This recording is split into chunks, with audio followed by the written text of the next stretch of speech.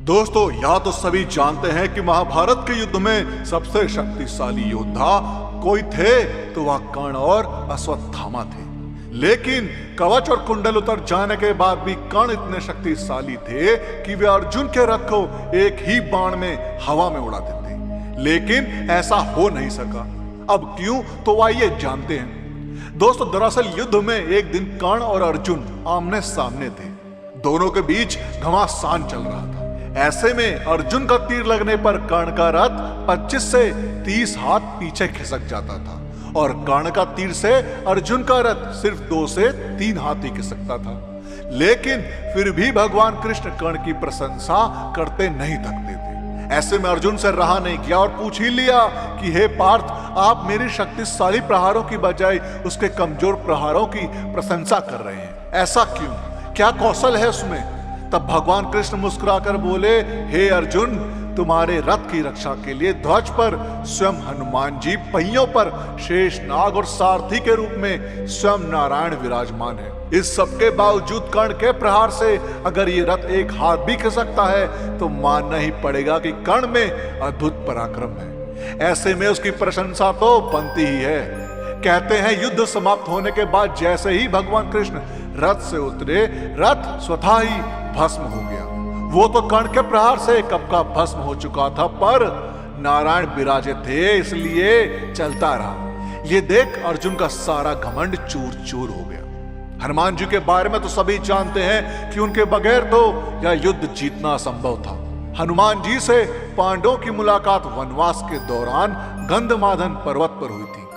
मान्यता के अनुसार भीम और हनुमान दोनों भाई हैं, क्योंकि भीम और हनुमान दोनों ही पवन देव के पुत्र हैं। श्री कृष्ण की युक्ति के अनुसार हनुमान जी से पांडवों ने जीत का आश्वासन ले लिया था। इसी के चलते वे युद्ध में अर्जुन के रथ के ऊपर ध्वज में विराजमान हो गए थे। एक दिन अर्जुन अकेले वन में विहार करने गए। घूमते घूमते रामेश्वरम चले गए, जहां उन्होंने श्री राम जी का बनाया हुआ सेतु देखा।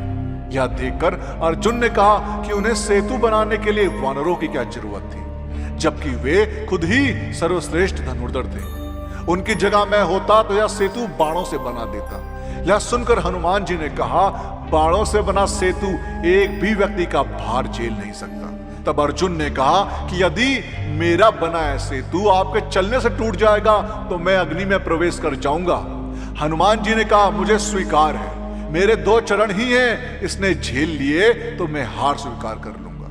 तब अर्जुन ने अपने प्रचंड बाणों से सेतु तैयार कर दिया। लेकिन जैसे ही सेतु तैयार हुआ, हनुमान ने विराट रूप धारण कर लिया। हनुमान राम का स्मरण करते हुए उस बाणों के सेतु पर चढ़ गए। पहला पग रखते ही सेतु सारा का सारा डगमगाने लगा। दूसरा पैर रखते ही सेतु चरमरा गया। यहां देखकर अर्जुन खुद को खत्म करने के लिए अग्नि जलाने लगे। तभी भगवान श्री कृष्ण प्रकट हो गए और अर्जुन से कहा कि वह फिर से सेतु बनाए।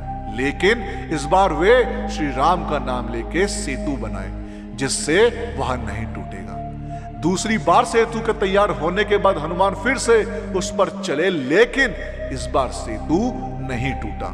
इससे खुश होकर हनुमान ने अर्जुन से कहा कि वे युद्ध के अंत तक उनकी रक्षा करेंगे। इसीलिए कुरुक्षेत्र के युद्ध में अर्जुन के रथ के ध्वज में हनुमान विराजमान हुए और अंत तक उनकी रक्षा की। कुरुक्षेत्र के युद्ध के अंतिम दिन कृष्ण ने अर्जुन से पहले रथ से उतरने को कहा। उसके बाद कृष्ण रथ से उतरे। कृष्ण ने हनुमान जी का धन्यवाद किया कि उन्होंने उनकी रक्षा की। लेकिन जैसे ही हनुमान अर्जुन के रथ से उतरे, वैसे ही रथ में आग लग गई। यह देखकर अर्जुन हैरान रह गए।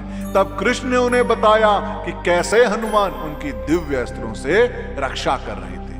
दोस्तों, आपको महाभारत से जुड़ी इस घटना के बारे में क्या कहना है, हमें कमेंट्स के माध्यम से जरूर बताएं। और इस वीडियो का पार्ट 2 चाहिए हो तो कमेंट्स में पार्ट 2 जरूर लिखें। और साथ ही साथ अगर आपको हमारी आज की वीडियो पसंद आई हो तो टारगेट रखते हैं 5000 लाइक। आप 5000 लाइक इतने ज्यादा तो है नहीं, तो उस वीडियो को लाइक और शेयर करना ना भूलें। और जिन लोगों ने अभी तक हमारे चैनल को सब्सक्राइब नहीं किया, उनसे मेरी गुजारिश है कि हमसे जुड़े रहने के लिए और ऐसे ही और भी वीडियोस देखने के लिए हमारे चैनल को सब्सक्राइब जरूर करें।